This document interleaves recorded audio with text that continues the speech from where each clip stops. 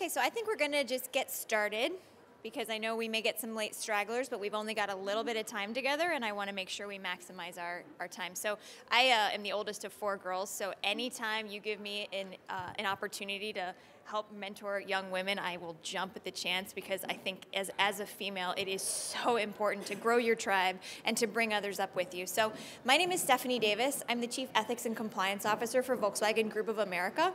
In the United States, we own Audi, Volkswagen, Bentley, Bugatti, Lamborghini. I can get you discounts. I can't get you rides in Lamborghinis. I'm so sorry about that. Yes, you... Yeah, for sure. Give me a call. Always. As I'm the only female senior executive that reports to the CEO in the company in the United States, and it's the largest automotive company in the world. We have 640,000 employees worldwide. I was number 221 of female executives. So we've got a really long way to go. But one of my daily experiences is that I'm always the only woman in the room. And often I'm also the youngest person in the room. And that's a little bit awkward, right? And so what I learned is that if I don't have the self-confidence to speak up, because I'm the only person at the table who looks like me, then my voice doesn't get heard. This is kind of like a duh moment, right? But it's a huge thing on self-confidence. If we don't have self-confidence that we know that we're supposed to be in that room, then we don't get heard. And as women, it's actually kind of difficult to get to the table. But as my new friend Katie Sowers just said to me a couple minutes ago, she said, if you don't have a seat at the table, pull up a chair. And I think that's what we need to be doing. We need to figure out how to pull up our own chairs and how to bring other women into the room. Because I'll tell you, I sit in the boardrooms. I have to be extraordinary. I need to know what everyone in that room is thinking about and talking about and working on and what I'm working on. Because I'm the voice. Every time I open every time I open my mouth, I'm speaking for all the women, right? So I have to know what our marketing team is looking at. I need to know what our sales goals are. The men in the room, I'm sorry, they're not always extraordinary. So how do we make sure that all of us get the chance to be in the room, extraordinary or not, right? So I think self-confidence actually happens to be tied to self-care, because self-confidence is not, do I look good in this dress? It's not about what we look like. Although, honestly, the first thing you think about self-confidence is how do I look today, right? Or at least it is for me. And it took me a long time to really work on whether that actually was the right thing to be thinking about when we talk about confidence, because it has nothing to do with what we look like. It's who we are and how we present ourselves and what we are passionate about, which is why I think it's super tied to self-care. And yes, these are like Instagrams. I know. I get your generation. Instagram is cool, right? Or is it not Instagram anymore? No, not really? Okay. So so I liked this cartoon. It's by a cartoonist here in New York, actually. And she's talking about what does self-care mean to you? And one of the things I think is important for women to understand is that there are a lot of different ways for you to fill your bucket, from your career, from your personal life, and from what you're trying to accomplish. You are at an awesome part of your lives right now because you get to decide what you want to focus on and what's important. For one, I really appreciated what we said during that panel just now. Some women decide they want to have it all, and they're going to do it all. I have never met one woman who actually believes that they're doing it all and having it all. This is a myth that our grandmothers made up that is just something that we need to kill.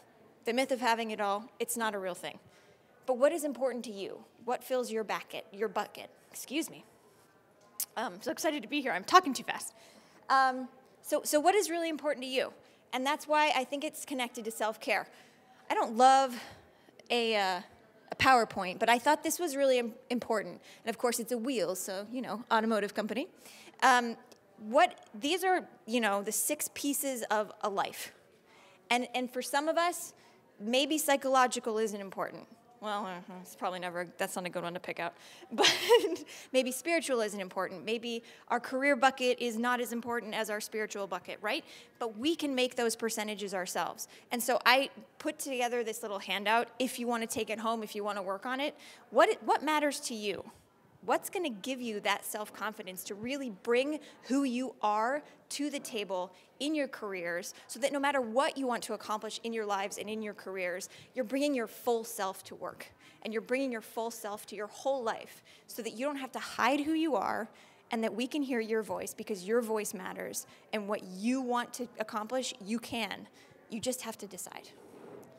So again, I have all sorts of stories about being the only person in the room, but I don't think that we need to hear about that. I think we want to be talking about where we want to go as women, as young women, and at the beginning of our careers.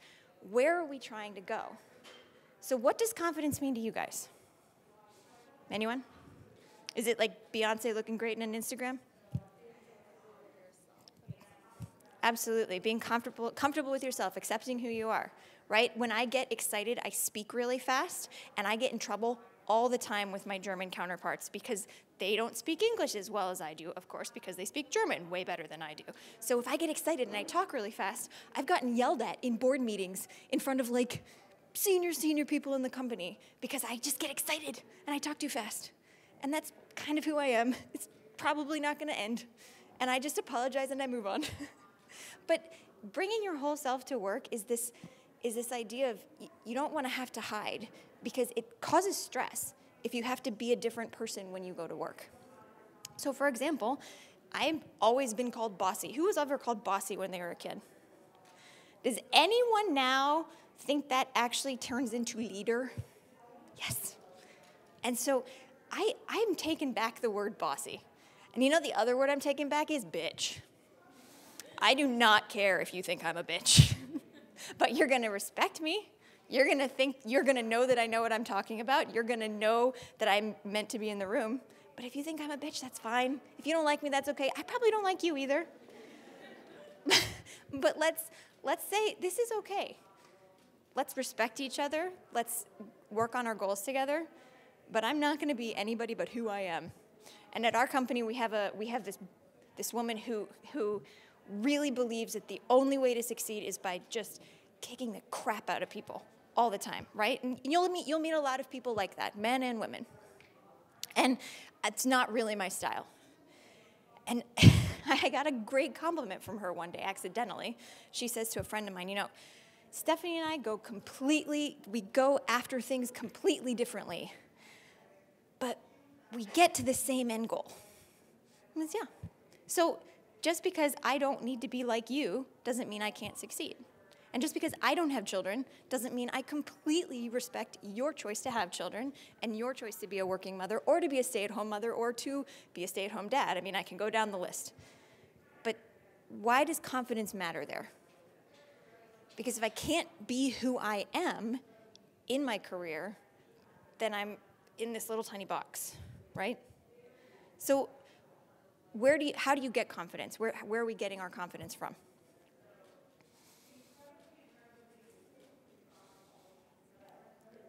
Huh? Experiences, absolutely.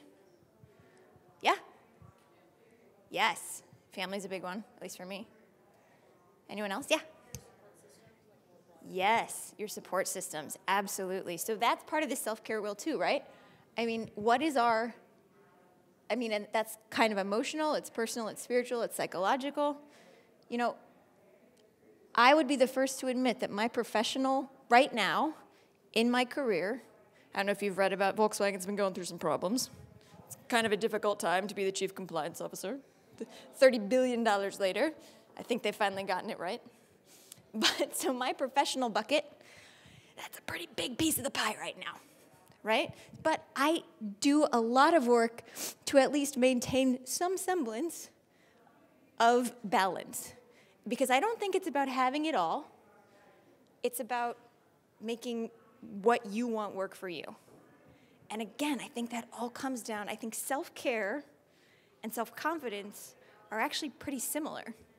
Because if you are a whole person, if you are confident in the person that you have become yourself, then when you're in the room and you get asked a question by your boss, you're not really shaking in your boots. You're answering, you're saying thank you, and you're moving on. And you're not going to question whether you're allowed to be in the room at all. Again, pull up a chair.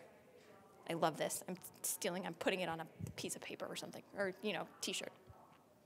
All right, so then we want to talk about what this looks like for you. I mean, you're all in you're either beginning your careers or you're still in college. What do you guys want to do with your lives? Yeah? Corporate law. Fabulous. I'm a lawyer. Good luck with that. On International Women's Day, I read that we will have gender parity in law firms for partnerships by 2032, so that's actually basically you. So good job. You're going to make just as many partners as women as men. That's ridiculous, by the way. Why aren't we in the room? Why aren't we doing that? Did you know that women, I've been talking about this statistic all day, if a job has 10 skill sets or 10 skills needed for the job, men will apply to the job if they have 4 out of 10. Statistically, women apply if they have 9 out of 10, which means we've got this huge group of overqualified women applying for jobs. And I'm sorry for the men in the room, but maybe kind of underqualified men. So how do we, this is the only time I'm going to tell you, be a little bit more like a man. Apply for the jobs that you may not be qualified for. Look, when we were looking for a chief compliance officer at Volkswagen, I was working as a director at KPMG. I was doing a lot of work for Volkswagen. They knew me. They loved me because I'm very lovable. And they called me and they said, well, do you want to come work in the legal office? No, thank you. I am on the partnership track at KPMG. I didn't really love being a lawyer. This is what I'm going to do. And they said, well, what about compliance? I said, well, if you guys decide to get actually serious about compliance after the diesel scandal, if you ever want a chief compliance officer, give me a call. I'm probably 10 years too young, but call me anyway. They called me the next week and offered me the job without an interview. Now, one could say that's because they were very desperate for a chief compliance officer, but it also meant because the relationships that I had built at the company, they knew me, they trusted me, and they knew that I would bust everything in my life to get that job done. And I have a very supportive family, very supportive husband, and again, we have chosen not to have kids. If that changes, life will change again. But it really depends on saying yes. I was not qualified for the chief compliance officer of this job. I probably wasn't. I was 10 years too young. And yet, it's gone incredibly well. We have a monitorship right now with the Department of Justice. We're doing really well with that. It's not horrible. And it's been the best job I've ever had. I jump out of bed and go to work every single morning. And I've built the most diverse team in Volkswagen's history because I'm hiring for the skills, and I'm looking for people that have diversity of thought and diversity of background. And frankly, diversity in general. So corporate law, why do you want to go into corporate law?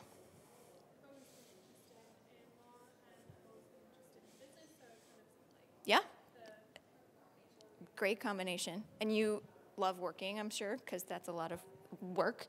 But I think if you find your passion young, no matter what it is, it's going to help you get some confidence because you can be in the room and you can say, look, I've been studying this for my entire career. I know this doesn't look right. What else? What do you guys want? What do you guys want to do?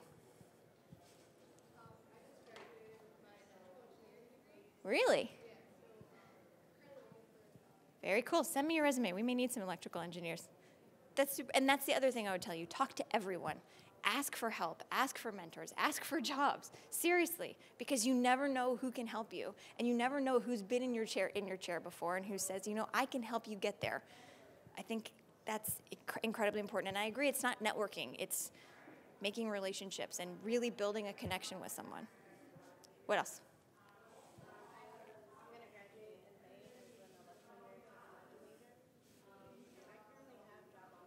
Okay.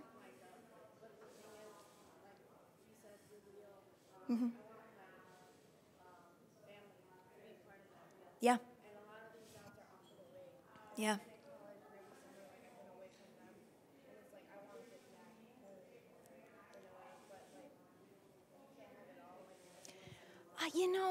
You can't have it all. But if you want that to be something important, you can make it work. When I was graduating from law school, I knew I didn't want to be like a lawyer in a law firm. Props to you. It was just not my thing. I actually wanted to work in a nonprofit. Nowadays, I look back and think about how much law school debt I had, and I think, what was I even thinking I could afford to be working in a nonprofit? But I didn't want to work in a nonprofit, and I had 2 sisters that were still in high school. And I was the youngest of 4, or the oldest of 4, and they were like 9 and 10 years younger than me. And I had missed so much of their childhoods because I'd been in college away, and then I was in law school away. And so I made it a very big point to get back to where I was, to my hometown. And so for 2 years, I took a job as a regulator of an energy company because I could be there while my sisters both graduated from high school. And I would never change it in a million years. It was a huge, different step, right? And it may not have been on paper the best for my career, but it was absolutely the best thing for me to do personally, and I would never say that I would ever do anything differently. So if it's important for you to go back to your family, do it. And you'll find a job and it'll end up working out. That's been my experience too. Like, people want to give you jobs. You guys are an amazingly powerful team of people right now. Your generation is gonna change the world. And those of us who are in positions of power right now really want to bring you in. We want to give you opportunities because we're seeing the world changing, and I don't think that we know how fast it's changing. So we need people who are helping make that change. What do you want to do? Cardiovascular surgeon. Very cool. Very cool. That is a long, tough road. So you are going to want to make sure that you are keeping care of yourself physically and emotionally while you're working towards that. Because one of the things that I've learned in my job, because I travel like 4 times a week, and it's really awful, is if I'm in good physical shape, then I am like sleeping better and I'm not tired all the time. So that was something that I had to learn, because some of my employees who try to keep up with me from a travel perspective are like, what is going on? Like, you have been in Germany, San Francisco, and Florida in 1 week. This is very difficult. But if you know, for me, I've had to make sure physical was important because it's making my job better, which as right now is a really big, important part of my life. But I am married, and I have a husband who has a really big job too, so we also have figured out how to fill some of our psychological, emotional, spiritual, personal needs together as we make sure that we're always checking in with each other and really supporting each other. And again, that's given me a lot of self-confidence too, is just having that support system. Do you guys have support systems? Do you feel comfortable with your support systems? Do you know how to ask for help? That's a big one for me. I have a hard time with that. And actually saying, you know what, this is too much. I don't know what to do. How do we move on? That's a big one for me. Okay, what else? What do you guys want to do when you grow up? Yeah. Okay. Okay. Financial CFO. That is a big job. It's a fabulous job. It is one where you have so much responsibility for the company. And honestly, a good CFO is more important than a CEO. So that's a great, great goal. And you can absolutely get there. But you know, if you know now in high school that that's your goal, you can like literally map those steps out on your, in your dream journal if you have one. and that's I think important. I will also say that like my dream in high school was to be a cancer surgeon. And I was in high school when I did an internship at the Cleveland Clinic in Ohio, because I'm from Ohio, and I got way too attached, because it was pediatric oncology, and I got really attached to the kids, like super attached to the kids. And in one internship, I learned it wasn't something I could do. So I had to pivot, and that was in college, and I was not doing well in my chem labs. My brain does not work like a doctor's does, thank God. And so I'm like almost failing out with all of my chemistry classes. And I go home and my mom says, you're getting straight A's in like poli-sci and English classes. And I'm like, oh no, but that's just for fun. And she goes, but you're so good at them. And I said, well, yeah, but those are just fun classes. And she said, maybe you should be a lawyer? You've been arguing with me your whole life. Maybe you should do that. And I was like, oh, okay. And so it pivoted. And so again, having the confidence to say, this doesn't look like it's going to work out. What the heck am I going to do? And having a support system that knew me well enough to say, the easy thing, like the thing that you are good at. And I'll tell you, chief compliance officer of a company that's in really big trouble, that's not a job a lot of people want to do. It is a great job for me. It has been absolutely where my I don't know. I have a very strange psychological profile because it has worked perfectly for me.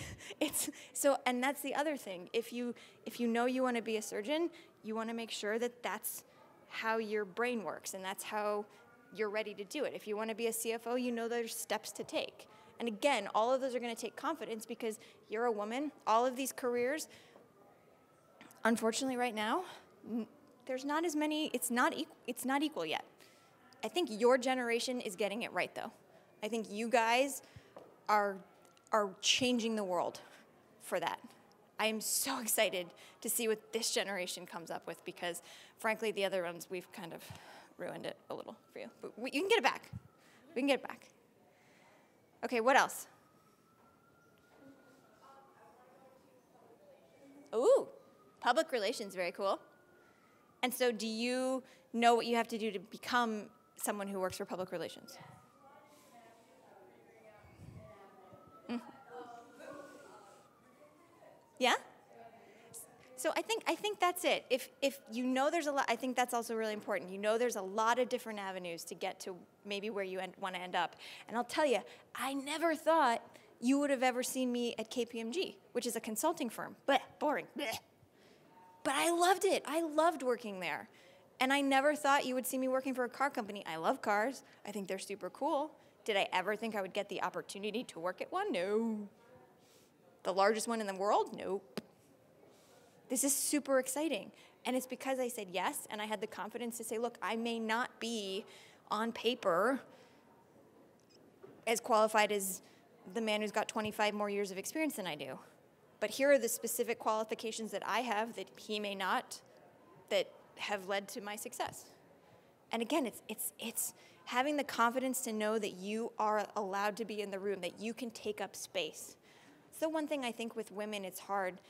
Actually, Katie and I were talking about this earlier, is when women are paid compliments, we kind of apologize. My sister did it to me today. She said, you know, I like that dress. And I was like, oh, it's fine.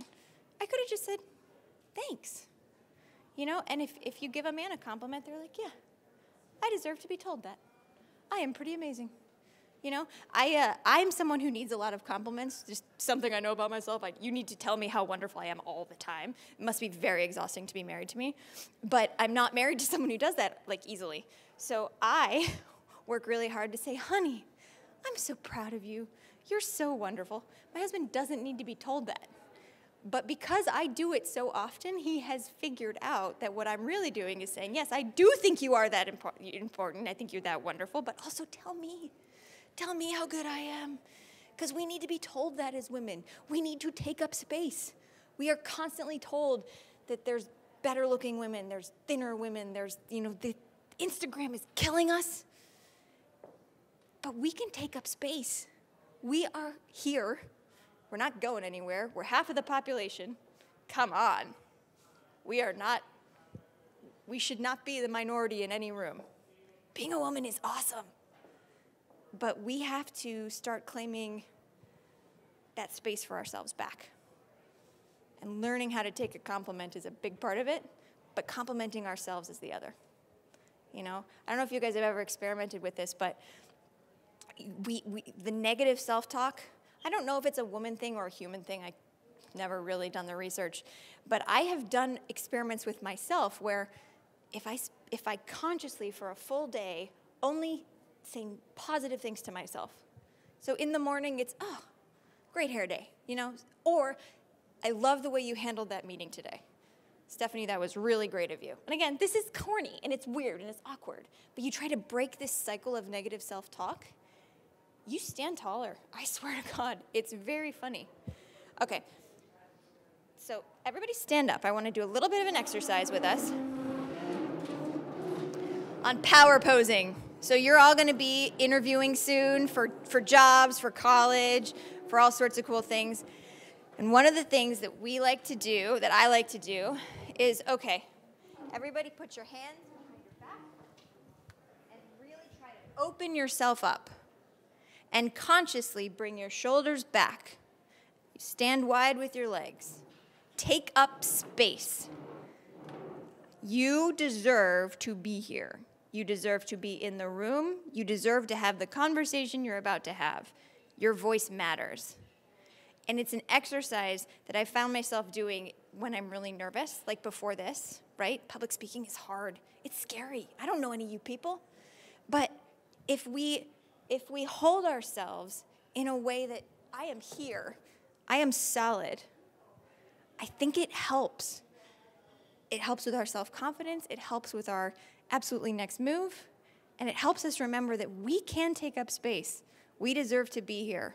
And if we don't have a seat at the table, we should pull up a chair. I love this. All right. So everybody put your shoulders back one more time. Close your eyes. Shoulders down your back. Make sure your feet are shoulder width apart. And now go back to how you were standing before this. Okay. So everyone contracted, because we're trying not to take up space. And I don't know if this is a women thing or a young person thing. It's something I do too. I constantly need to remind myself that we're here. It's okay. All right, I want to go back. Everybody can sit down. That was our power posing exercise. Do that before an interview. I swear it actually helps. All right, I want to talk about Cruella.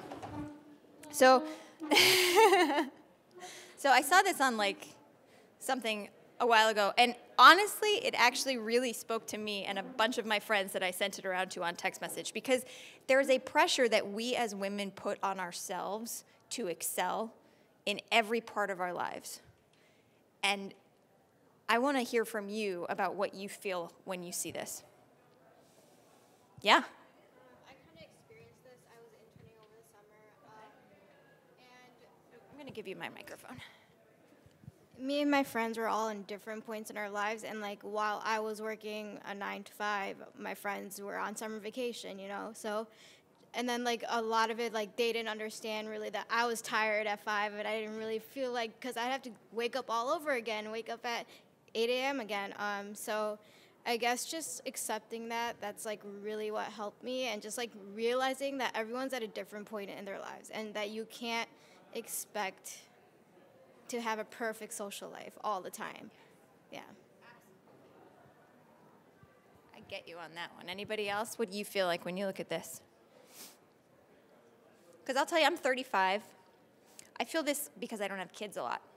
I get a lot of judgment from random people on the street. It's lovely. Saying, why don't you have children? You've got to have a baby. If you don't have a baby, then life isn't worth living. Thanks, Mom. I feel like my life is fine, so thanks a lot. But we put this pressure on ourselves to be the pinnacle of everything, right? And it's harder for women of minority races. It's even harder. And if you look at the pay equality scale, we are nowhere near where we need to be. And yet we're still doing all this extra in our lives to make everyone else's lives work.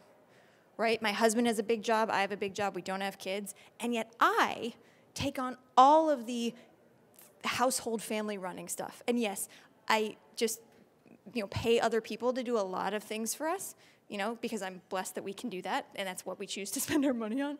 But I still, do the grocery shopping, I make the lists, I do the cooking.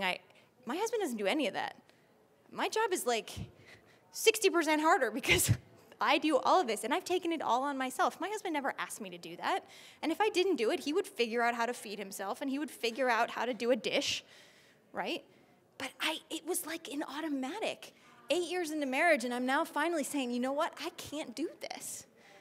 And I outsource a lot, so I don't even know what we do with, when you can't outsource it all. So why do we do this to ourselves as women? Anybody? Yeah? It's been the norm for sure. Absolutely. Yeah?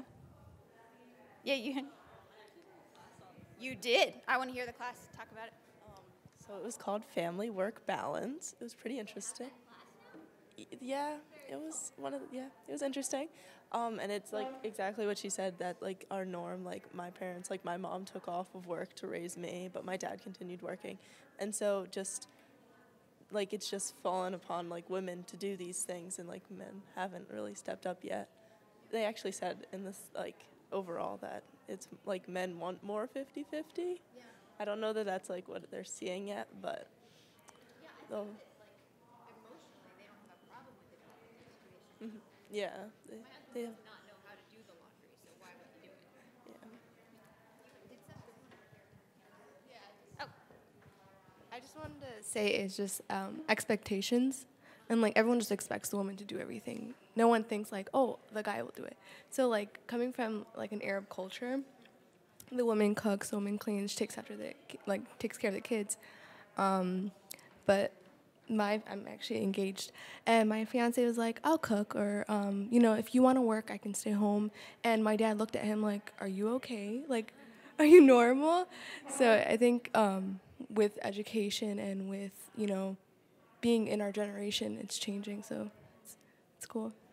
Yeah, I'm really impressed with how your generation is going about a lot of this stuff. I think your generation is saying, look, we don't want the lives that we've seen our parents have of like the working 90-hour weeks and and being a latchkey kid and blah, blah, blah. Like you guys are putting your foot down and saying, no, this doesn't work for me. I have a bunch of pretty young people working for me, like in their early 20s, and they work really, really hard, and they are done at 5:30. Like, I will look around, and there is nobody in my office. And it's, like, a little bit off-putting in the beginning because you're like, I'm working so hard, and they're not here anymore, but I can't complain about their work because it's getting done. Oh, maybe I don't need to be here till 9 o'clock either. And it actually does kind of shift because you see that. You see, like, people are like, I'm not staying here longer than that. This is how I'm working. And I can't complain about it because their job performance is fantastic. All right, now we're going to go back to Mary Carey. So what I liked about this is she's saying, what do you guys need? You get to pick from a self-confidence perspective, from a self-care perspective, what's important to you. Just like you get to pick what your life looks like. If you want to stay home and raise your children, I think that is an amazing, amazing thing to do. It is not for me. It is for so many other people that I am so thrilled to be an auntie for. But I'm for a woman's right to choose her own path. And if that's being near your family because you haven't been near them lately, or it's you want to just focus, put your head down and become that CFO of that major corporation, you're going to get that done. It's really what we want out of life. So look at this. She's got work self, physical self, relationship self, home self, things about when you're 85 you'll look back and laugh at, and commitment to chipping away dreams that your 5-year-old self had. It's interesting. This is an interesting character artist who lives here in New York, and she's got a really phenomenal way of looking at the world. But, our dreams are going to change. Our goals are going to shift. But as long as we stay true to who we are and ourselves, I think that's going to make the world of a difference. So we've got 12 more minutes. I wanted to open it up for questions. Anything? Yes. Hold on, I'm going to bring you the mic. Working in a male-dominated field, did you ever face sexism, and how did you handle it? Different hour. I think anyone who tells you they haven't experienced sexism in the workplace isn't in the workplace, and I'm not talking about just male-dominated fields. It's just the way it is. I don't know anyone who, when the Me Too movement happened, I legitimately don't know anyone in the business world who didn't have her own story. Some are worse than others. I have one. It's not great. But I will also say I have been mentored by some phenomenal men, and I think it's a power thing. I think sexism isn't as much about men being horrible and women being wonderful, and it's not about that. I think it's a power imbalance, and as that shifts, I think we're going to see just as many women behaving badly as we do men. But yeah, I think sexism is real. It takes on a lot of different facets. But, I work for a company that's got a lot of problems right now, of course. And I've chosen to be in the room and to make my voice known and try to change it from the inside. because it's not going to get better if someone like me or someone like you leaves the workforce or leaves the company. It's better if you start talking about it and shining light on it and really educating people, because a lot of times sexism isn't a Me Too movement. It's not a sexual harassment, he grabbed my butt. It's way, way more nuanced than that. And a lot of times it's just about education. And do you know that what you just said is really hurtful or really sexist? And it opens a conversation. So that's kind of how I've dealt with it. But I think if I was going to tell you no, I think that would be a pretty major lie. But I think it's getting better. Anybody else? How did you find your own self-confidence, and what are some tips? Sure. Well, I don't know that I can tell you just be born into a really awesome family, because that's what happened to me. I have 3 amazing sisters and a mom and dad who were all just, with 4 daughters, they just kind of said, look, I was never told that girls couldn't do this or girls couldn't do that, and I was told that it was expected of me to do quite a bit. So believing in yourself and not questioning whether you should apply for that job, and really just saying, you know what, I'm going to go for it anyway. I'm gonna negotiate any salary anyone ever offers me. I'm always going to get more money. By the way, always do that. Never take your first offer, please. Guys, call me. I'll help you with that. But I think confidence is way more than like a trope that you see in a quote. It's knowing who you are at your core, knowing that you are loved, knowing that you are valuable, knowing that your voice matters, and that comes from you. It doesn't come from anything other than that. And really saying, yep, I deserve to be in this room. I'm here. I'm allowed to take up space. That's where I am on that. Anybody else? Yeah. I should have had a mic person. Looking at the self-care wheel, how do you balance like your personal ambition for wanting to be fabulous at your job with also maybe like your company's expectations for also exceeding, like, and not letting that professional slice of the pie get too large? It's a great question. I think for me personally, right now in my life, they're pretty aligned, because again, I took a pretty particular job at a time when the company was in major crisis. So I knew I wanted to come in and help them get out of it. What my next role is at the company, I don't know. But right now, my professional goals and my company's goals for me are aligned. When that stops happening, I have a fabulous boss, and he's been incredibly supportive. And I will go to him and I'll say, look, you're asking me to do something that's absolutely impossible. And frankly, we're probably this close to that right now, given everything we have to do.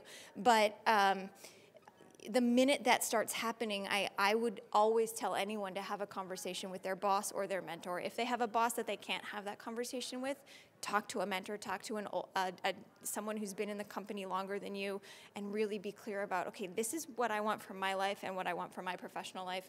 This is where this job is going. So how do I get off the train? How do I switch gears? How do I figure out how I can really contribute to the organization maybe in a different way?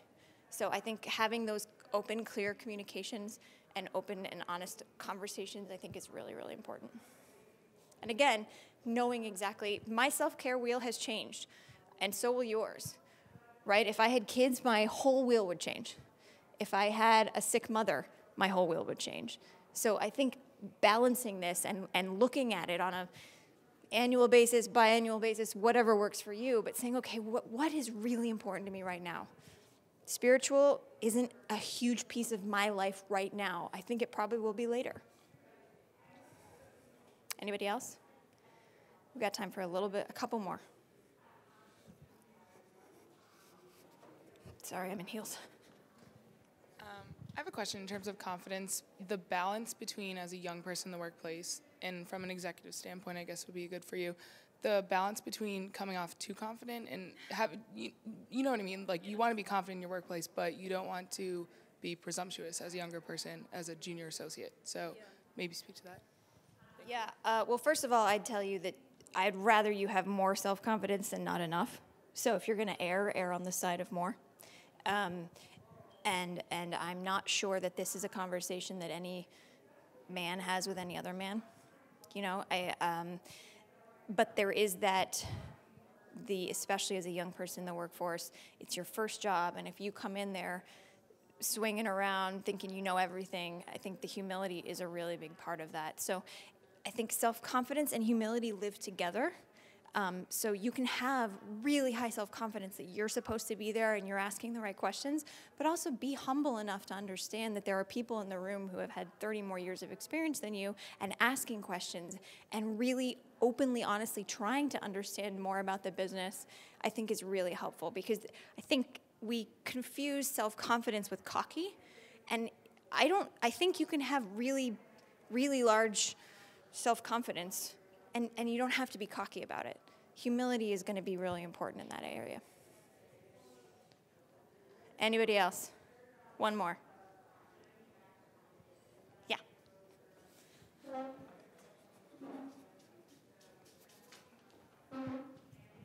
Hi. So you mentioned about networking. Is there a difference between networking and just communicating with a person you know? That's a great question. Maybe not. I think classic networking, where you see these like wine and cheese things of the women of the Upper East Side who also went to Columbia University. That's a networking event, right? But you might know someone who graduated from your school a couple years earlier who's doing something really cool, and you reach out to them and you say, hey, how did you do that? Or can you give me some tips? That's also networking. So I think both are important. I tend not to go to the wine and cheese things because I don't have a lot of time. But if somebody, like one of you, calls me in 2 years and says, hey, I was at this thing, I met you, I really want to talk about this, I'm always going to take that phone call. And I know a lot of women in similar positions that are going to always take that phone call. So I think those real relationships, those connections are super important. And that's networking, and it's also just communicating and building relationships. Okay. Any other questions? Oh, thank you. Okay. All right, who's going? Okay. How do you deal with like imposter syndrome, and how do you kind of like think about that? I hate imposter syndrome. I think everyone has it, including the men, and that's really important to remember. It's not just the women who think that they shouldn't be in the room. There's a lot of men who have it too. And so I ignore it, to be honest. I about 6 months into my job, I was coming home and I was saying to my husband, God, it's just every single day, I'm always the only woman. My voice, and my husband said, if you don't get over the fact that you're the only, you're never going to be anything more than that. And whoa, was that powerful. Because I don't want to be the only woman in the room. And I also don't want to be in the room because I'm a woman. I want to be in the room because I deserve to be in the room. And so I do deserve to be in the room. There's no one else in my company who knows anything about anti-fraud, anti-corruption, anti-bribery. I'm the only person who knows about that. So imposter syndrome is real. A lot of people have it. And I think the answer is to ignore it. Don't give it the time of day. Okay, one more. So how do you distinguish confidence and humbleness? Because 2 years in a row, I've been doing internships, and both reviews that I had to ask for class credit, they ended up saying that I wasn't confident. And I was like, I'm a really confident person. I even got an idea implemented into the company when I talked to like higher ups, and I was like, I think I'm confident. I just feel like I'm maybe too humble at times. I'm sorry, but it's also that you're a woman. Confidence can come off as cocky, especially if it's mostly men who aren't used to seeing you in the room. And humility can be mistaken for, actually, what they think is humility is really just honoring the fact that they're in the room. I was once in a room with a bunch of like 40-year partners at a law firm, and I didn't speak very much in the meeting because I had nothing to add to someone who was in the business for 40 years. And my boss yelled at me because I was too quiet. And I think that is just kind of, that's wrong on their end. And you can't fix the fact that there are ignorant people who are going to give you reviews. You don't have a self-confidence problem. You knowing that is way more important than your boss knowing that, especially at an internship level. So I would not let that take root in your psyche. All right, I think we're good. Thank you guys so much. Find me on LinkedIn. I always have coupons for cars if you need them. So.